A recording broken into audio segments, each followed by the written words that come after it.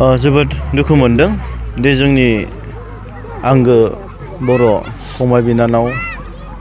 जोंनि गासिबो बेयावहाय दिनै दंफैयो। माखासे गिथावना थासारि जाय जाथाया थांनाय समावहाय जोंनि फंबाय सिखोना जोहोलाव बिस्मित बिथांखौ जे बुथारदोंमोन, बेनि जे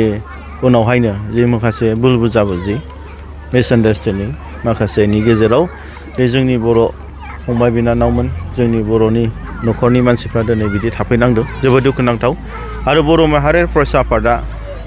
बेफोरबादि भायलेन्स आरो बेफोरबादि जाथायखौ जों जेब्लायबो सोंखारियो आरो जेब्लायबो बेनिफ्राय उदाङाव थानो थाखाय बर' माहारियारि फरायसा आफादा खामानि मावदों आरो मावगासिनो दङ। दा दिनैहाय जोङो बेखौनो खबर लाफैदों, नैबे जिंस्कि जि मोनसे रिलिफ केम्प कारिगावनि साहा, दे जोंहा दिनै कम्बल जिथु गोजां बोथोर, उन्दैफोर दं, जोंनि बैसो जानाय मानसिफोर दं, डिलिभारिफोर दं। आरो थांनाय समावनो जोङो फैनानै जेब्ला रिलिफआ स्टार्ट जादों, बेवहाय जोङो पुलिस प्रशासन आरो जोंहा माखासे सार्कोल अफिसार्सफोर आरो डिपुटि कमिशनार बिथांमोनजों कलाबरेसन खालामनानै दा बिथांमोननि जि थानाय अबस्था, जि जोम, बेखौहाय जोङो बिथांमोनजों सावरायनायनि गेजेरजों जानाय लोंनाय बेफोरखौ बेबस्था खालामनायाव जों थोजासे बर' माहारियारि फरायसा आफादा मदद होदों। आरो बेनि गेजेरजों जोङो मैयाहाय जिहेथु जोंहा दिनै आसामनि केबिनेट मिनिस्टार्स जेरै जयन्त मल्ल बरुवा बिथां आरो जोंना चरन बर' बिथां आरो जोंनि मानगोनां बिटिसिनि चिफ हाग्रामा महिलारि सार आरो बेजों लोगोसे गोबां इएमफोर एमएलएसफोर बिथांमोनाबो जेसेबां हानायखिनि गभर्नमेन्टनिफ्राय बिटिसि गभर्नमेन्टनिफ्राय आसाम गभर्नमेन्टनिफ्राय कलाबरेसन खालामदों, सहाय खालामदों। आरो बिथांमोननि गेजेरजों मैयाहाय जोङो जितु बिटिसिआवहाय जे मोनसे गोबां सानथालिफोरनि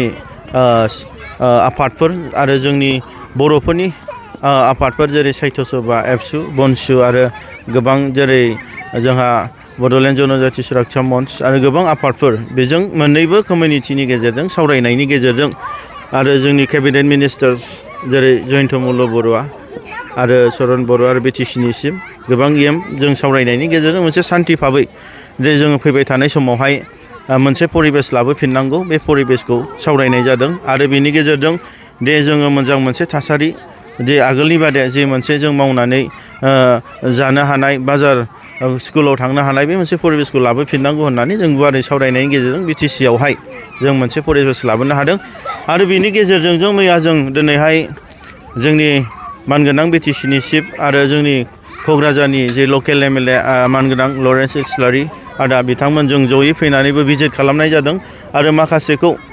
जयैनो जोङो माने सावरायनायनि गेजेरजों एडमिनिस्ट्रेसन आरो बिटिसि गभर्नमेन्टखौ जिहेथु मोजां मोनसे नैबे रिलिफ केम्पफ्रावहाय मोजां मेडिकेल चेकआप, मोजां जिहेथु माने जानाय, मोजां थानाय, कम्बल, जि जोम, तिरपाल, बे मेनेजमेन्टखौ जों सावरायनायनि गेजेरजों होनो हादों। आरो थोजासे जथेस्थ' आसाम गभर्नमेन्ट, बिटिसि गभर्नमेन्टआ आरो जोंनि पुलिस प्रशासनफ्रा बिथांमोनखौ हेल्प खालामदों थोजासे। दा बेखौनो जों सोरबा मोनदोंना मोनाखै दिनै माखासे जि माने रिपर्ट बेखौ जों लाफैदों। दा जोंहा थोजासे जोंनि साइडनिफ्राय जिहेथु BoNSUनिफ्राय जिहेतु गभर्नमेन्टखौ आरो पुलिस डिस्ट्रिक्ट एडमिनिस्ट्रेसनखौ जि जोङो रिकुवेस्ट खालामदों, बे जागासिनो दं मोजां भाबैनो। आरो बावैसो उनावहाय बिथांमोननि थांनायनि जि परिबेस, जिहेतु जोंनि आसाम गभर्नमेन्टनि रिप्रेजेन्टेटिभ्स, बिटिसि गभर्नमेन्टनि रिप्रेजेन्टेटिभ्स आरो आदिबासि आरो बर'नि जि आफादफोर, जातीय संगठनफोर दं, जि रिप्रेजेन्टेटिभ्सनि जि सावरायनायनि गेजेरजों दिनै हास्लाबाबाबो गाबोन समफोरनि गेजेराव जों गावसोरखौ बयखौबो न'आव थांहोफिननानै जेरै नर्मालसियाव लाबोनानै जिहेथु गावसोरनो सोलिफिननाय आगोलनि बादि बे परिबेसखौ लाबोनायखौ थोजासे खामानिखौ मावगासिनो दं। जोङो दिनै बर' माहारि फरायसा आफादा मैयाहाय जोङो जेब्ला जोङो जोंनि बे फंबाय सिखोना बिथांनि जि जिउमाखौ जों जास्टिस मोननो थाखाय जि जों मोनसे नेशनेल हाइवे ब्लकेज खालामदों कारिगावआवहाय, आरो बेनि गेजेरावहाय जोबखांनायनि उनावहाय जोङो मानगोनां डिपुटि कमिशनारनि थ्रुयै जोंनि भारत सरकार, आसाम सरकार, माने हेमन्त बिश्व शर्मा बिथां, जोंनि हम मिनिस्टार आरो जोंनि बिटिसिनि चिफ बिथांमोननो जोङो लाइजाम दैथायहरनाय जादों, मेम'रेन्डाम। आरो बेनि गेजेरजों जोङो दिनै गोबां माखासे इस्युसफोरखौ जिहेथु जोंनि थासारिखौ जों सावरायनाय जादों आरो डिमान्ड खालामनाय जादों। गिबियावनो जोङो दिनै बिथांमोननि सेफटि आरो सिकिउरिटिनि थाखाय जिहेतु जोंहा कारिगावनि साहा जिहेतु सान्थाल आरो बर' आदिबासिनि गेजेरावहाय मोनसे पुलिस आउटपस्ट नांगौ मानो होनोब्ला गोबाव समनिफ्रायनो जाथाया दिनै नङा आगोलनिफ्रायनो जाबोदों जाहाथे बिथांमोना सिकिउरिटि मोनसे मोनो आरो बेनिफ्राय नर्मालसियाव थानो हाफिनो माने गिनाय भाबा जि मोनसे गिनाय मोनसे माने मोनसे जिहेथु माने सोमजिदों मेन्टेलिटियाव दा बे जिनिसा गोमालाङो आरो बेनि गेजेरजों जोङो दिनै डिपुटि कमिशनारनि थ्रुयै जोंनि मानगोनां प्राइम मिनिस्टार आरो आसामनि चिफ मिनिस्टार हम मिनिस्टार आरो बिटिसिनि चिफ बिथांमोननिसिम जों मोनसे खावलायहरदों जिहेतु जाय बिथांमोनहा दिनै फंबाय बिस्मितखौ दिनै बुथारदों आरो बे बुथारग्रा बिथांमोनखौ दिनै शेड्युल कास्ट आरो शेड्युल ट्राइब्स एट्रसिटिस एक्ट 1989नि नेम बादियै बिथांमोनखौ साजा होनांगौ होननानै जों बिथांमोनखौ रिकुवेस्ट खालामदों आरो बिनि गेजेरजों बिथांमोनखौ जाय दायनिगिरि बिथांमोनखौ फासि साजा होनांगौ होननानै जों डिमान्ड खालामदों आरो बेजों लोगोसे जाय बिथाङा दिनै जिउ गोमानांबाय फंबाय बिस्मितआ दा बिथांनि थाखाय 1 crore 1 कौटि दिनै गभर्नमेन्टआ कम्पेनसेसन खालामनांगौ होननानै जों डिमान्ड खालामदों आरो बेजों लोगोसे बिथांनि न'खरनो बिथांनि जि अनजालु बिसि एबा बिथांनि फंबाय सोरबा बिनानावफोरनो बिदि साख्रि होनांगौ होननानैबो जों डिमान्ड खालामदों आरो बेजों लोगोसे जाय बिथांमोना दिनै इनजियर्ड एबा खुनि जादों बिथांमोननो थाखाय सासेयाव 50 लाख होनांगौ आरो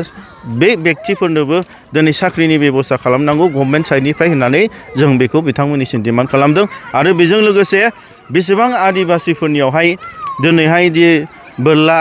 थिर लायो आर्म्स एन्ड बौस बेखौहाय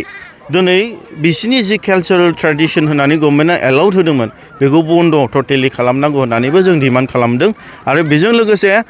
फैबाय थानाय समावहाय जिहेतु बिथांमोनहा बिथांमोननि एरियायावहाय जि गुबुन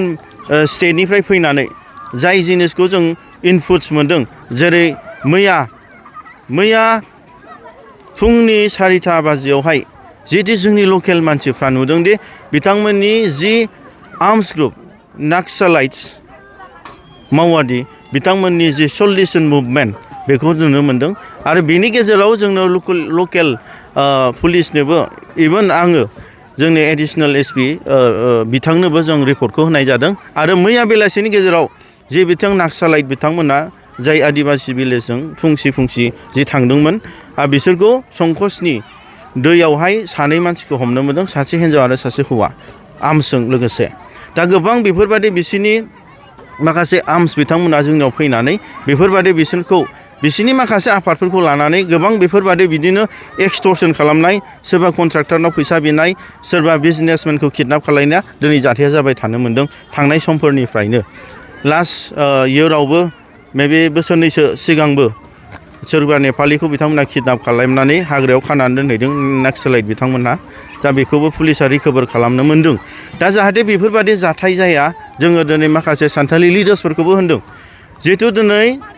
बेफोरबादि समस्या जाबाय थायोबा लकेल्सआसो प्रब्लेम जागोन आरो आं दिनै प्रेस मिटनि गेजेरजोंनो बिथांमोनखौ बुंनो लुबैदों जिहेतु दिनै नाक्सालाइट एबा सोरबा बिथांमोननि आर्म्स ग्रुपफोर दं सोरबा सारेन्डार जाबाय सोरबा सारेन्डार जायाखै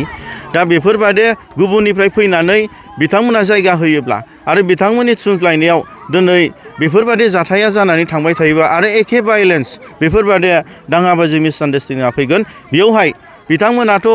मावगोन आरो थांगोन खिन्थु जोंनि लकेलफ्रा जाय पिस लाभिं पिपोल जाय सान्थिखौ मोजां मोनग्रायासो दिनै खस्थ' मोनगोन दिनै बेयावहाय जोंनि लकेल बर'फ्रा आरो लकेल सान्थालिफ्रासो दिनै रिलिफ थानांदों नाथाय बै झारखान्डनिफ्राय फैनाय बिथांमोना दिनै बिसोर थानाङाखै बिसोर मावदों आरो खारदों जाहाथे बेफोर जिनिसा जाया बेखायनो आं बिथांमोनखौबो दिनै बे मिडियानि गेजेरजों खावलायदों दे नोंथांमोनहा बेयावनो थायो आरो बे ओनसोलनिनो नेमखान्थिजों सोलिनानै दिनै सोलिलां जाहाथे गुबुननिफ्राय फैनानै जि थुलुंगा होनाय बेफोरनिफ्राय गोजानाव था मानो होनोब्ला जों बेयाव जयैनो बिदा फंबाय हिसाबै जों रायजो जागोन आरो फैबाय थानाय समाव जोङो सान्थि भाबै जों बे ओनसोलखौ जौगाहोलांगोन